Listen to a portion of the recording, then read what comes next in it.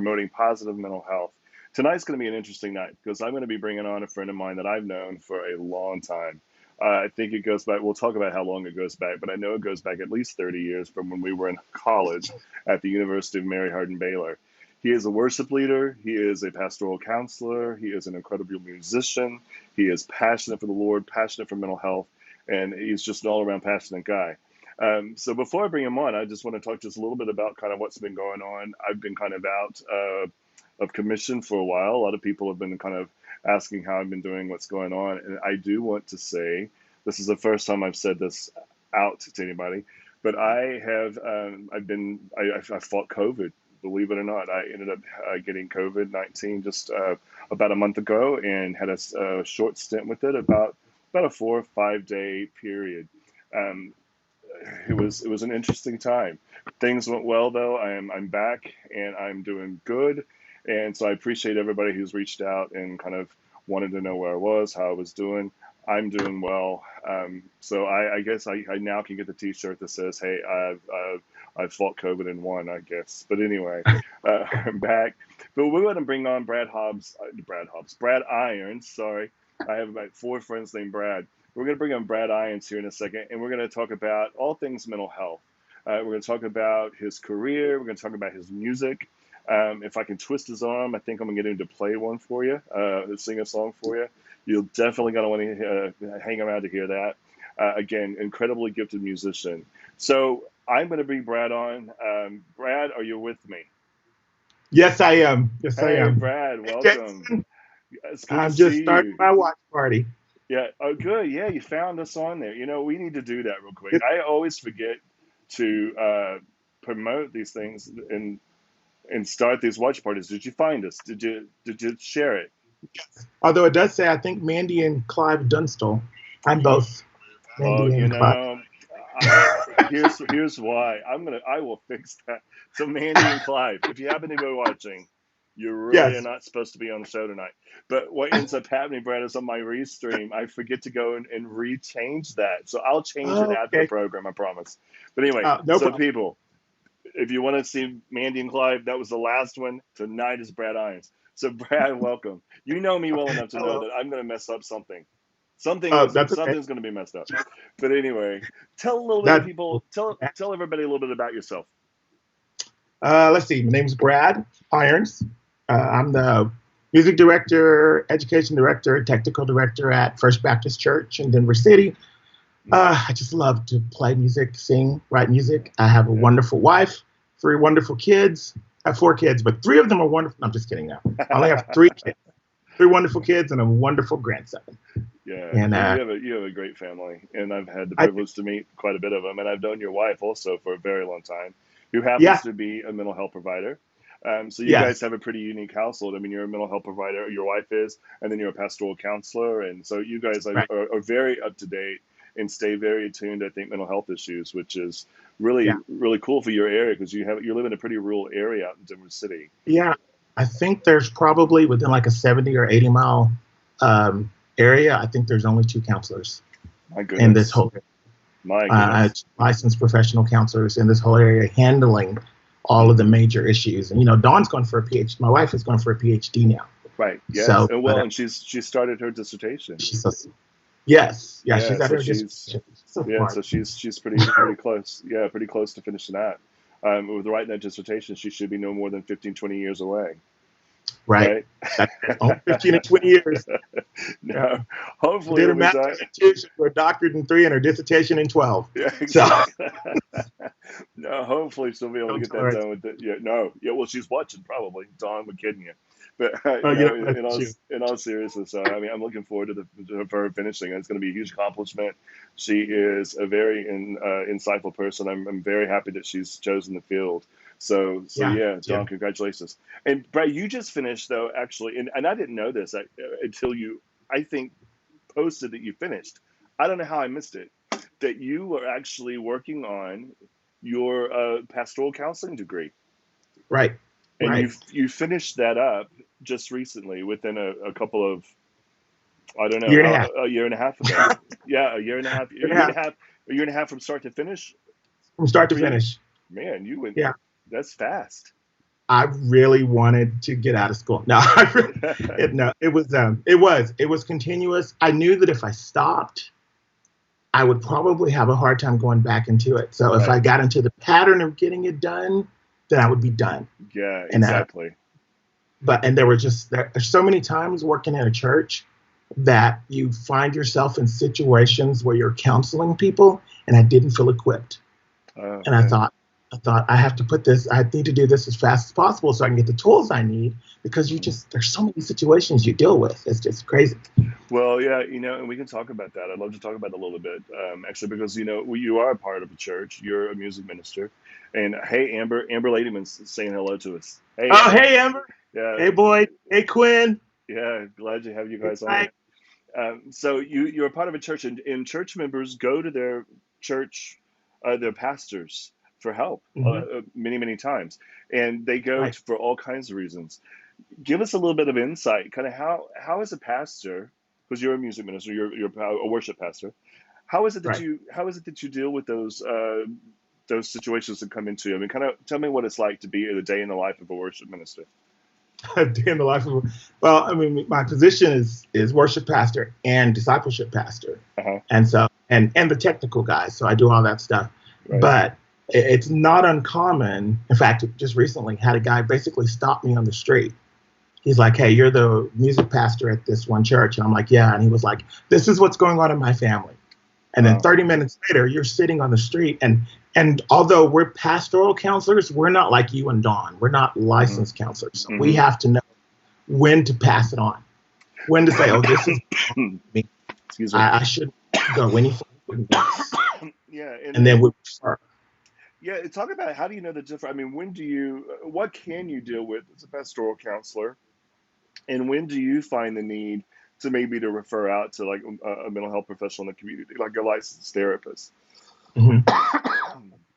For me, okay, so we're pastoral counseling basically trains you on some basics of psychology, but Hmm. mainly focused on biblical counseling. I see. So when you see that the issue is not so much a lack of discipleship or a lack of training, and actually maybe an issue that requires medication, or maybe an issue that requires a deeper than just a conversation, then I have to refer out. If somebody's talking, oh, this is going on, or if I see that somebody's in danger, Yeah. if somebody has says something like we're struggling with suicidal thoughts, it Hmm. would be irresponsible of me to be sitting there going, "Oh yeah, I can just totally handle this." You Right. have to go, "Okay, this is beyond my training. I Yeah, don't know what to expect next." and I think for us too, is licensed professional, like for me, licensed professional counselor, Donna's as well. I think for me, for sure, I don't have what you're talking about. I don't have the biblical counseling knowledge, even though I'm a Christian. I have that part of my practice. I make sure that people know that that's a part of my practice, if that's what they choose to bring to their therapy sessions. But when it comes Right, down to true biblical counseling, that's when I, as a licensed professional, that's when I pull people like you in, because I'm right. not trained to do that. So I think it's neat how maybe people like yourself, who is a pastoral counselor, and people like me, Dawn, some in the mental health community, can work together with these people too. Do you ever have an opportunity to work side by side with some of your mental health professionals? Well, Dawn and I have done some things together, Hmm. because of confidentiality and things like that. There are times where I can't really be involved in what she does, Sure. because but we've done some things like some events when we were dealing with like bullying in this area, Uh-huh. or bullying in general. Well, Yes. that was an opportunity to work together because I'm familiar with a lot of the kids in the schools, and that was an opportunity to work together on that issue. Where she could Yeah. approach it from the Very cool. counseling side, and I could approach it more from the pastoral side. Yes. Yeah, Yeah, and pull that together. I mean, that's such a cool. I think it's yeah. a cool duo that you guys have, that you can come in from both sides. I mean, such a We've team. done that on marriage counseling too. So Yeah, we've had some yes, issues in yes. marriage counseling where it's really I'm going to approach it from this part of biblical side, and she's going to approach it from the counseling side, and we meet in the middle, and we find that helps people. Hope to Yeah. do more of that. Yeah, like, and maybe even some conferences, and maybe some marriage retreats or intensives. We call those intensives in our clinical world. Right, and right. retreats maybe in the Christian world, in the church world, Yeah. but maybe do some of those marital kinds of retreats or intensives over the weekend. I mean, you guys could be a very powerful team in doing some of that work for Yeah. people. Yeah. They Yeah. taught us this in class, but it's just one of those things. I really believe that the foundation of everything we wrestle with is Hmm. biblical. Hmm. It comes from the fact that we're fallen. You know, Yes. uh, Yes. I, I tell friends like this. Well, I mean, maybe later we'll get into my testimony, but that's what convinced me of the truth of Christianity. Because Hmm. if Christianity is true, if it's true, it has two things that I see every day. Man Hmm. is capable of great evil, Hmm. and man is capable of great good. Great good because we're made Right. in the image of God. Great evil because we're broken. Right. So we can do both. And when I Right. realized the world reflects that biblical view, Right. when I'm in counseling, I have to get people to understand they're broken because that's Right. hard for people to admit that I'm broken, that I've got a Hmm. problem. Hmm. Yeah, but you see that, Yeah. I'm sure. Well, Time. I do, but I also see what you're talking about when people come in. It's like, they have a hard time sometimes wrapping their minds around that they're the ones that have to change. They want to Yeah, change their circumstance, or want to change their environment, or want to change, like a spouse comes in and wants to change the other spouse to get them to do what they want. And it's yeah. very difficult. Like, if she would only do this, right? You know, My life but would be perfect if my children just acted right. Right, exactly, and not that there is not some validity to the conflict Right. of True. relationship. However, if we, like you're saying, if we can help them focus on what they can do to make the change, how they can become Right. healthier, how they can have better boundaries, then at that particular point, then the relationship automatically, it's improving on one end. Right. I often tell people, like, there's three components of a marriage, or any relationship you have. This person number one, you have person number two, and then it's like a string in the middle. And in the middle of that string, there's the relationship. So we're both down here. If the spouse comes in, the wife comes in, the husband comes in, say wife, husband. So the wife does all the work, and the husband does nothing. Well, the string in between, that's the relationship, is in the middle. The relationship automatically then comes up 50%, you know Right. and if Right. the wife did nothing but the husband did something, it's this way. What happens if both people do the work? Then the relationship is way, way up at the top. And so this person can't wait for this person can't wait for this person, because if they do, here's where we are. We're right in the Right. middle. And so that kind of is a testament for what you're I'll go when you saying. go. Right. Right. Yeah, it's a kind of the testament what you're saying, that we have to look at what we our brokenness. We have to repair our brokenness, focus on our brokenness, to where Right. we then can in turn bring a healthy portion into the relationship. Yeah, I Right. love that. Yeah, Let's. Dawn and I had trouble where we struggled with that and wouldn't edit part in our marriage. And I think that was the healing part when it wasn't it's you and this is, but it became, wow, let's focus on our own brokenness. And we found healing for ourselves and we're allowed, and that'll help us heal together. If I'm always focused on my spouse's brokenness or my kid's brokenness and I don't get healed myself, it's like the guy that it's like not knowing how to swim, but trying to jump in the water and take care of somebody else. Right, It can't be done. right. You just can't. We Right, both go down. But if exactly. I learn how to swim, I'm good. Yeah. You mentioned your testimony. Would you like to talk a little bit about that? Kind of tell us where, Sure. kind of what your journey's been. I mean, we're both, past 29. Just saying. Yeah, a little So bit. we've had a journey. So Yeah, you gave us away earlier. You're like, 30 years ago when we were in college. And I was thinking, he meant kiddie college. yeah, When 30 right. years ago, we were in kiddie college, 30 years ago, when second we were grade. thinking about going to college in 20 years, Yes. right? No, no, no. Yeah, well, I'm afraid that's not the truth. Yeah, given my COVID whiteness, but my quarantine due. But anyway, talk about your personal journey, and kind of what you've gone through. Share what you would like, but I do think that you're somebody who really uses that testimony for the good of others. So I'd love for the listeners to be able to hear something about where you've come from. Okay. Well, big family. There's a bunch of us. So, I have five brothers and four sisters, and then we have two brothers and sisters that are from the outside of the family, but I consider them to be brothers and sisters. So total, there's about 14 kids Wow. in total. That's a lot of And kids. so, Yeah. uh, you know, growing up, church was what we did. We went to church every single time the doors were open, and sometimes when they weren't, just in case. But we went to church. It's what we did. I grew up in church. My mom loved the word, loved the Lord. My dad loved the Lord. I mean, my mom, however, was more, I love the Lord, and she was, she was the spiritual person in church, and she always saw the visions and all those things. Where my dad was like, he could look at a tree and get a biblical lesson out of it and Right. teach it to it. Right. So I had the benefit of having these two areas of great wisdom growing up. Mm-hmm. And so grew up with that and grew up in church. But in church, in my own life, I'd experienced some pretty harsh things that had happened to me, and things that I'm still not ready completely to share.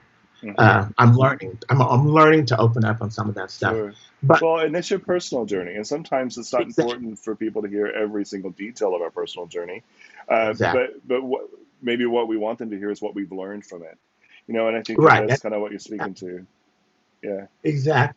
Because sometimes your personal journey needs to be your personal journey that you share with only a few close people. Mm-hmm. Because there are people in my life who know all about me, and that I've shared Mm-hmm. Mm-hmm. everything with, and then there are Mm-hmm. people who I haven't, Mm-hmm. because there's some things that I always think you should share.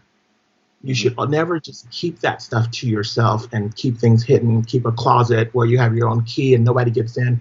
That's a horrible life to live. That Mm-hmm. you should always have a few people that you can say anything to, who Mm-hmm. love you no matter what. Right. Right. Well, people who So will pray for you, people who will support yeah, you, people who are there that are on that journey with you. And, yes, and that is just a few people. I think what we do is we talk about boundaries a lot in therapy. And when we start telling too many people too many things, then it just becomes very exposing. And that can be not a very healthy place for us to be. So right, I right. respect that. I respect your boundary there for sure. You know, My dad used to say it like this. He says, Brad, you got to always remember that your best friend may not be your best friend. You may not be your best friend's best friend. So be yes, careful what you share. yes. And I thought, wow, Dad, that's my dad. My dad had a second grade education Mm-hmm. and was the wisest man you will have ever Mm-hmm. met. And, Yes. my mom just recently passed away. So Yeah, right. uh, she had neither one of them were high school graduates type of people. They didn't go to college, but their kids did. And they continually pushed us to learn and to pay attention to the world around us and learn from it. Right. But I got, growing up, kind of more my testimony, I got a lot of wounds in church Mm-hmm. and a lot of wounded. And I was one of those guys, I thought all the time. I was always thinking about everything. And I would go to people in the church, some of the leaders, and I would say, I have questions. And they would say, questions are of the devil.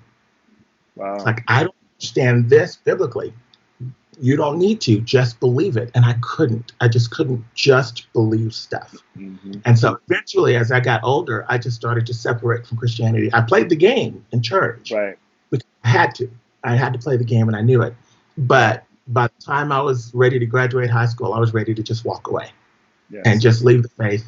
And I think they call it, big words, cognitive dissonance. Very much. And it's so funny, Yes. Very much so. Yeah. all these people now that are coming out going, well, I lived as a Christian for all these years and now I'm walking away. I guess they call it destructuring or something like that right now. Mm-hmm. Mm-hmm. That's funny because from what I read of all their stories, when they had those questions and they needed the answers, they Mm-hmm. couldn't get them. So they just paved over all of that stuff until they got older. Right. And then, as you find out, anytime you bury things like that, it will eventually come back through. Mm-hmm. And then they went to the wrong people to get the answers. Mm-hmm. And so by the time I got towards college, I was just like, okay, this Christianity thing, it just may not be true. Right. And And it's funny because that's when you and I met, is when you got to Mhm. college. And Right. I always remember the Brad who was a Christian, who was doing Mhm. Christian music, who was seeking the Right. Lord, who was being in front of people leading worship. So that's interesting to hear you today to tell that part of the story and Right. how I and came from how the you and how you covered it up. Yeah, Yeah. I came from the University of Oklahoma. And it was at the University of Oklahoma where, with my atheist roommate and his Satanist best friend, that I had to come to the realization that if this is true, I need to know. I can't guess. I can't just take anybody else's word on it. I Right. need to know. So I took a break from school in the middle of school, living in the dorms. I went to the library at the University of Oklahoma, and I stayed there for 2 weeks, only leaving to go to class and to sleep for an hour or two. And I read everything I could. Bertrand Russell's Why I'm Not a Christian, Isaac Asimov's Guide to the Bible, all great sources. Yeah. And then I got a hold of this little book called Mere Christianity by C.S. Lewis. C.S. Lewis. I was wondering if you're going to bring that up because earlier you were talking about the whole. Well, I'll let you talk about New Christianity, but one of my beautiful things about C.S. Lewis, and you're probably going to talk about it, I just feel it coming on, is his own journey in Mm-hmm. his own discovery of Christianity. So yeah, I'm going to be quiet and let you talk about your because I think this is coming up.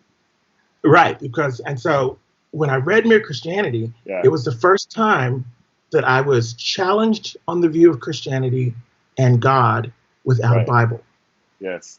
And just listening to him reason through having a Right. reasonable faith Right. and just the way he presented it. And as I read it, and so Hmm. I immediately went and started reading his story. And when I realized this was a man that came from here to where I was now, I identified with him so strongly.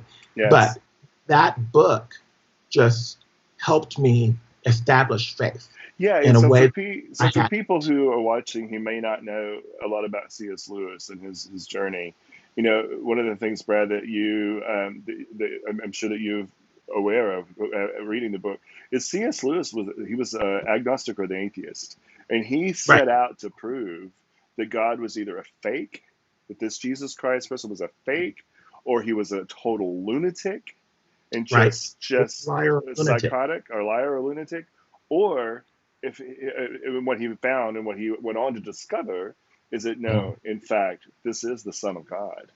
Uh, Exactly. and so, for people who haven't read the Screw Tape Letters or the Mere Christianity, I mean, I would highly encourage those books for people who are wanting to read these stories. So, yeah, so Brad, you kind of the journey kind of almost paralleled Mhm. in a way, didn't it? Right. So by the time I got to Manhattan Baylor, I had made peace with God Hmm. and was trying to make peace with Christianity because Yes. it was not, I made peace with the fact that there might be a God, but I was still wrestling with.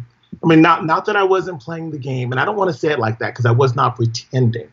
Right. I was in an environment Well, that of Christian. you were searching, and Yeah, I was searching. you came to an environment that allowed that search. And this is one thing I can say about our university.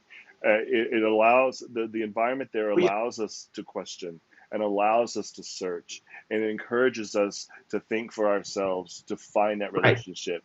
And that's what you're describing. That's what Oh, you've come to. and there were people like Daryl Thomas. I don't know if you remember Daryl I do. Thomas, but Yeah. Of course. Trey. There are people like that who I watched, Leanne, Sharon.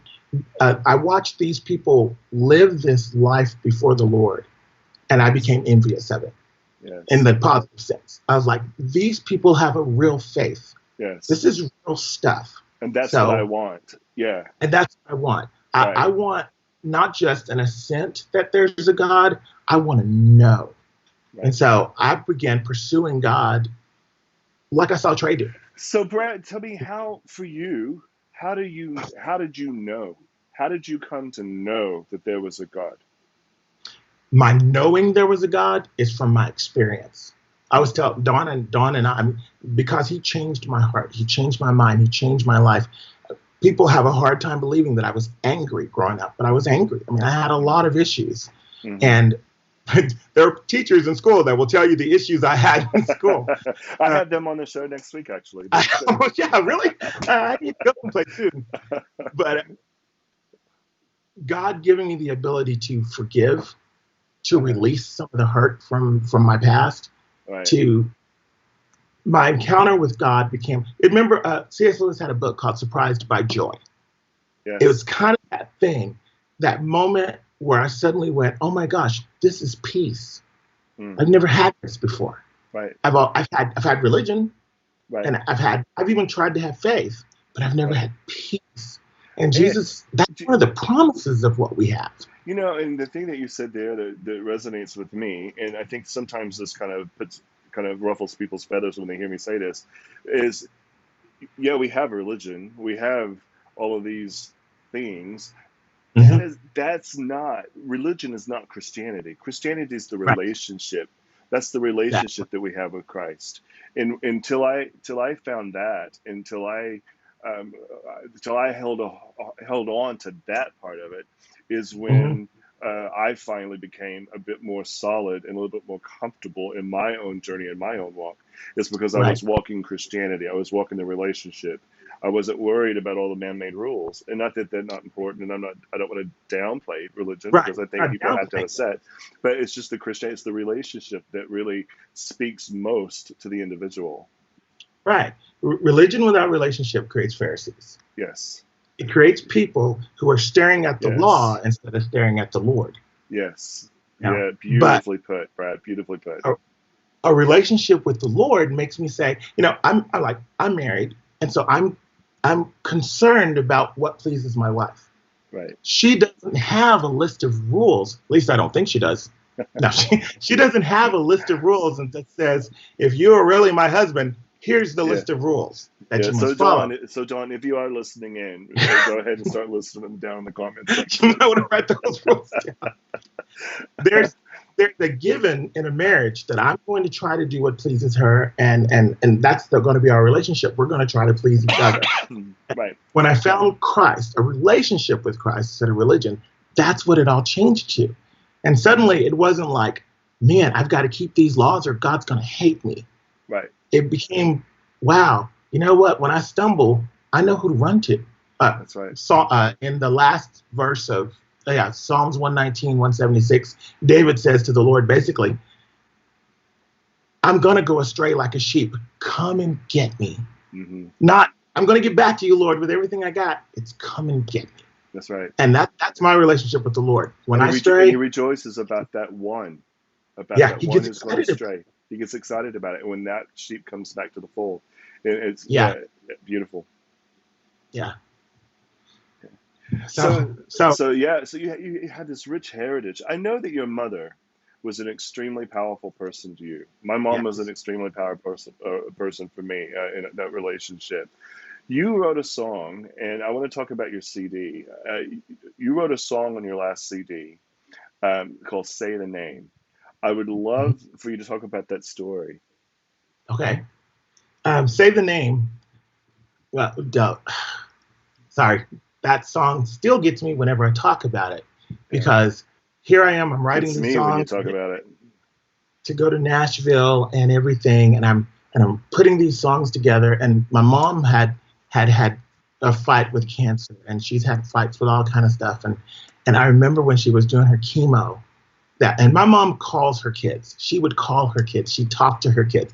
Mom was always praying for us. I knew mom was praying for us. And in the middle of everything she was going through, mom was Mm-hmm. calling to find out how I was doing. Mm-hmm. And not, honey, I just want to let you know today's been a rough day. That didn't come out of her mouth. It was, I need to know how you were doing. How's Laura, your daughter, doing? How's Dawn doing? And Yes. so we're sitting there and we're talking. I'm like, Mom, I don't know how you do it. Just Yeah. don't know how you go through all of this and you're calling me. And she Mm-hmm. said, Brad, whenever the pain just gets the bad, I just say the Say the name of name. Jesus.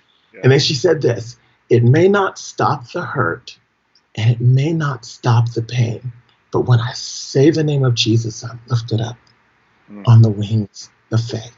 Yeah. And I was like, Mom, I got to write that into a song. And And and that's where boy, that song came. and did you? I want to talk about your album, and I want to put it up here for people to see. You can go to bradirons.com and get that album. This is the album. The title of the album is The Rhythm of Grace. The Rhythm of Grace, and Mhm. it's right there. So you can go to bradirons.com to get your copy.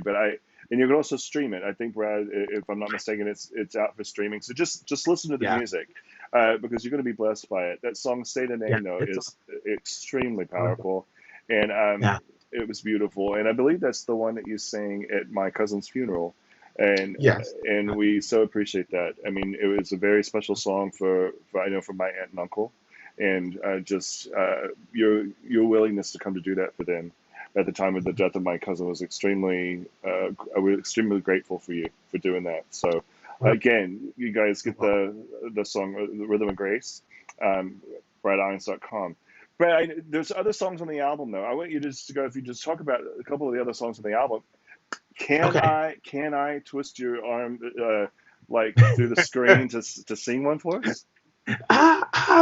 Yeah, I can. I'll sing one. I'd Hopefully, I love you remember all the to. words, but I'll sing one.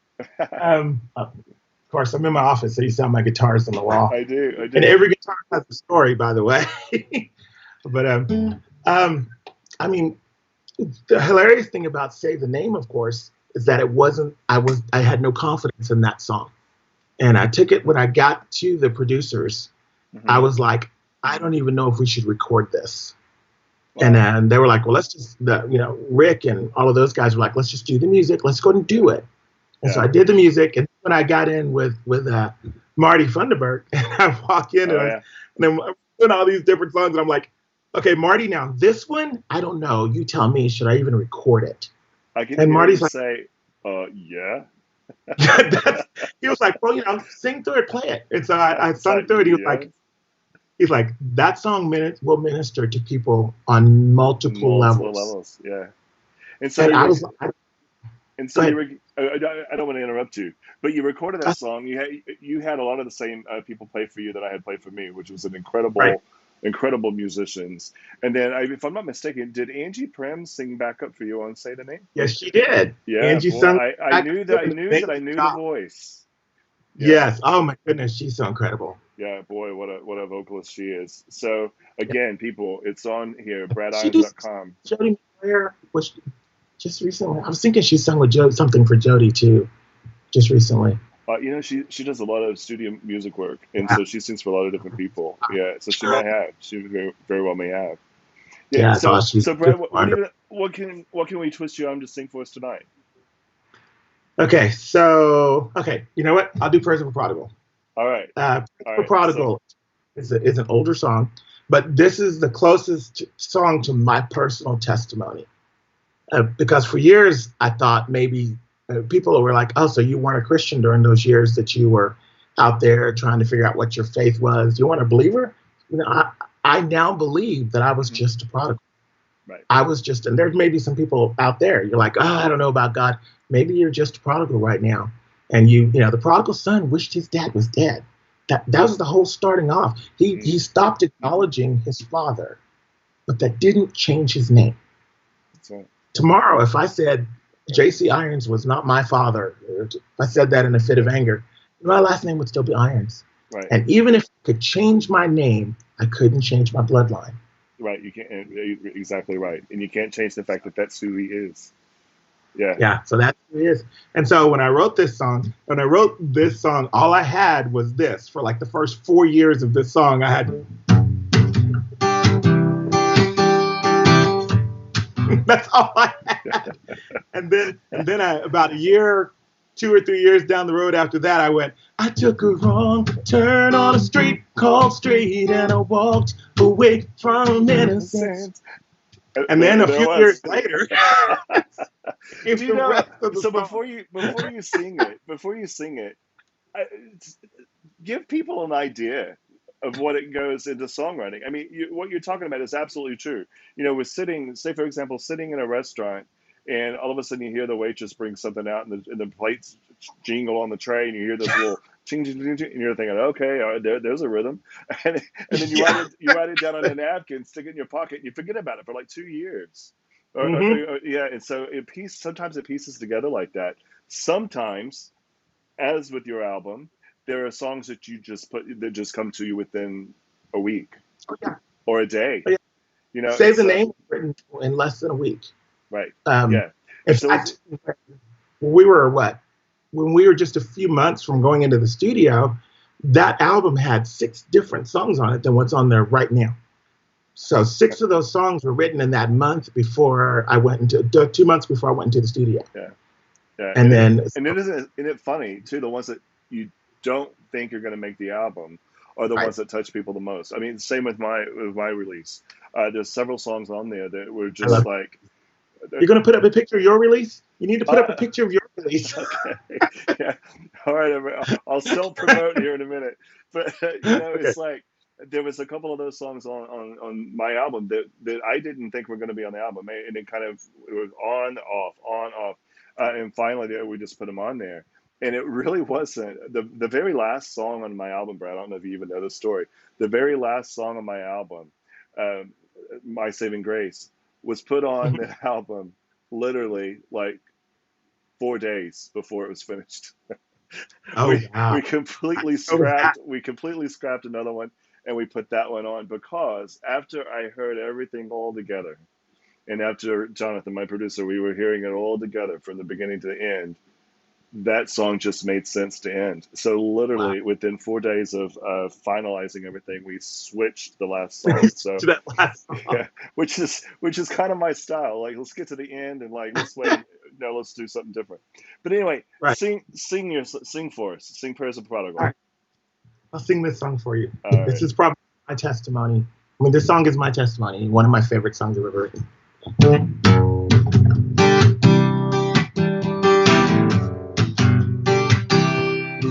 I took a wrong turn on a street called straight, and I walked away from innocence. It was a hard hoe up a hill called hate, where I found a field of bitterness. And as a cold wind blew through my soul, I wandered into a wilderness. And like a lost child without a hope, I cried to you. Yes, I cried to you. And I wondered if you even listened to the prayers of a prodigal.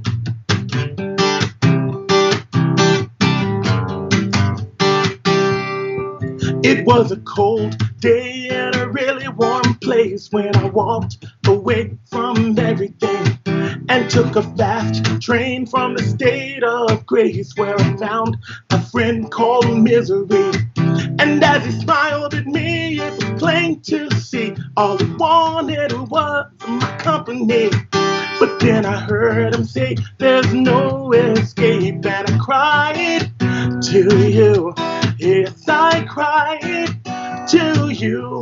And I wondered if you even listened to the prayers of a prodigal. The prayers of a prodigal. Can you hear me, Lord? Yeah.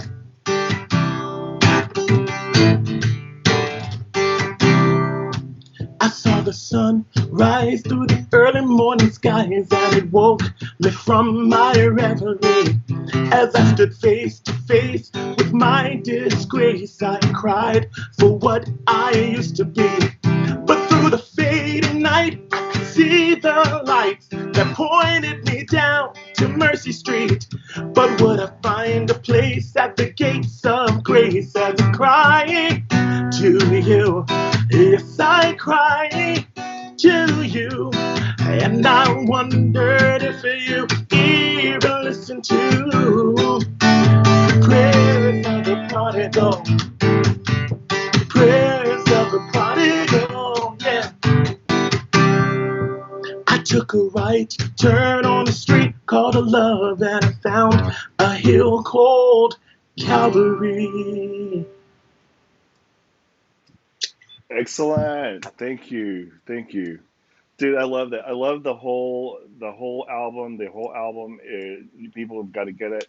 Every song, Brad, because I put that on repeat. Again, you may not know that, but I put it on repeat sometimes in my car, and it's good driving music. Like Yeah. every song on the album, it just flows. They're beautiful. You're such a gifted songwriter. And one of the Thank things you. a lot of people don't know, I'd like to talk about it. On my album, you jumped on and helped me write the interludes for the album. Yes, I call up that was Brad. so much fun. That was a lot of fun. I That really loved it. was. And literally, that was like we did that the weekend before everything finalized. We put Right. everything together, we put the songs in order, and my producer and I were tossing ideas back and forth for different types of interludes. And I finally, thought, I just need to write them. I need to write them. So I called Brad. I called Brad up Right. and said, "Hey, I got a project. Would you be willing to jump on and do this?" And He, of course, Brad, you said immediately. You said yes. That you jumped right Of on, course. and we Yes. wrote and we wrote those interludes, and they turned out beautifully. So thank you very much for helping me with that. Oh, And you're welcome. That was so uh, much fun. that was a Just a lot of blast. fun.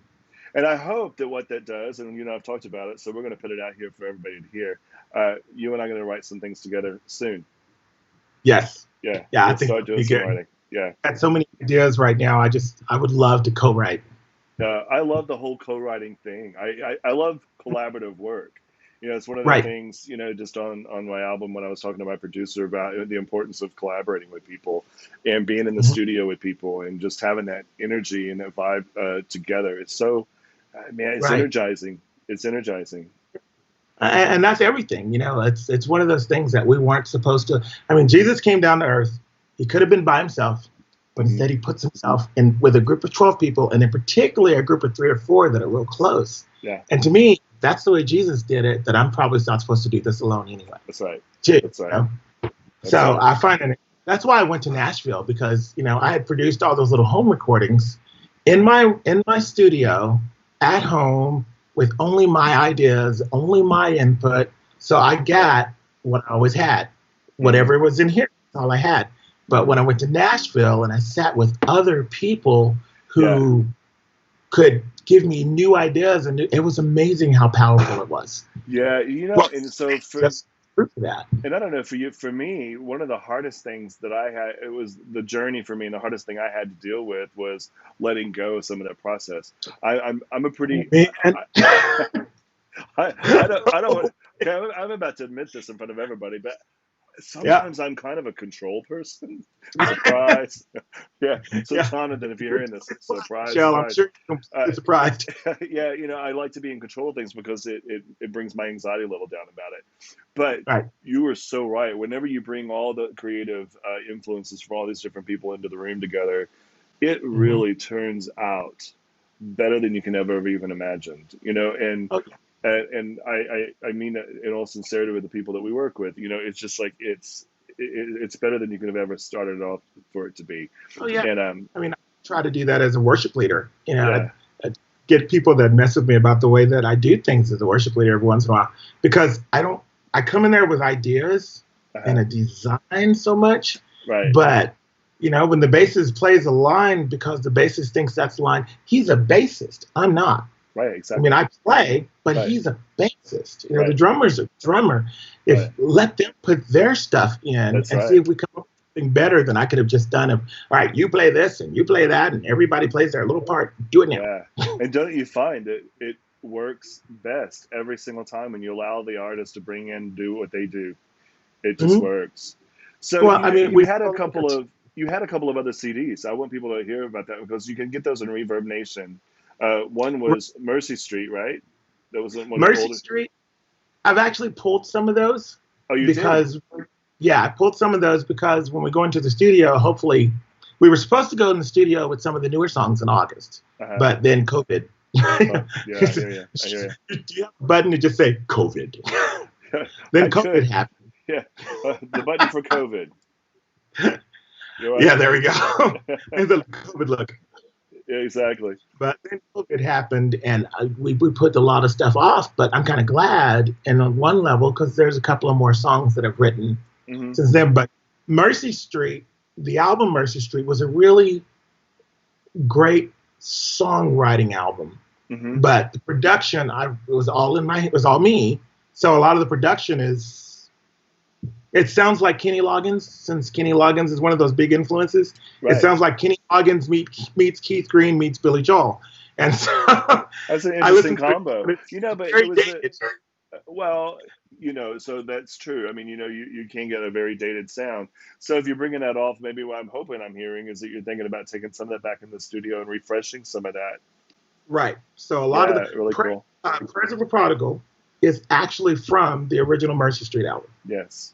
Um, but I never liked the recording. Of course, like I said, I did it all. Guitars, drums, bass. I played all the instruments, and even the electric, so all the rock stuff.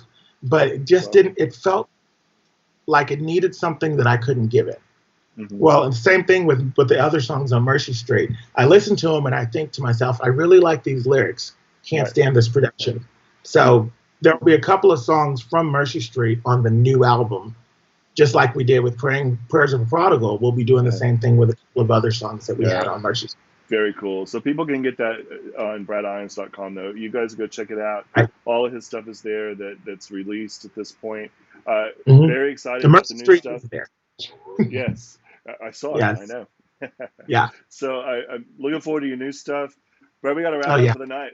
Dude, Okay. I so appreciate you coming on Man, and time doing flies. this I'm with me. fun. Yeah, I know. Time flies. Time flies when you're having fun. Yeah. And we always have fun. That's the beauty behind Yes, this we whole do. thing. That's the beauty behind That's it true. all. So thank you so much for joining me tonight. Thank you for Oh, your no problem. songs. Thank you for your ministry. Thank you for your friendship. It's a Absolutely. great Same run, to and you. I look forward to many more adventures ahead. Can't wait. Maybe a country album. Maybe, maybe Certain people here have the voice I for it. I do have a couple of photos from the photo shoot that might go really well with the country album. So I don't know, people. Stay tuned. You Stay never know. tuned. You never know You what you heard it may find. here. Yeah, Brad let the cat out of the bag. So I didn't say anything. I said maybe a country album. so we shall see, We shall see. or should I say, we shall see. We shall see. Move on over, Garth Brooks. You're about to see what the dance really is. Oh Sorry. man, Okay. that's too funny. You have a good night, Brad. Thank you so much for All joining right. me. I appreciate it, You and we'll too, talk Jason. real soon, mate. All right. Sounds good, man. All right. Okay, God bless. God bless you.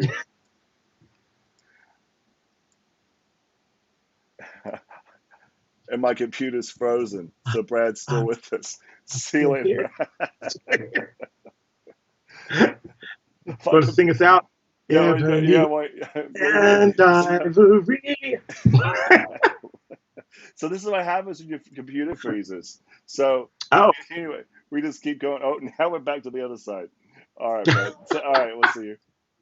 All right. See you, Jason. All right, bye. Bye. It's not letting me hang up. I know it doesn't want to hang up. It's like so Hey, we're keep gonna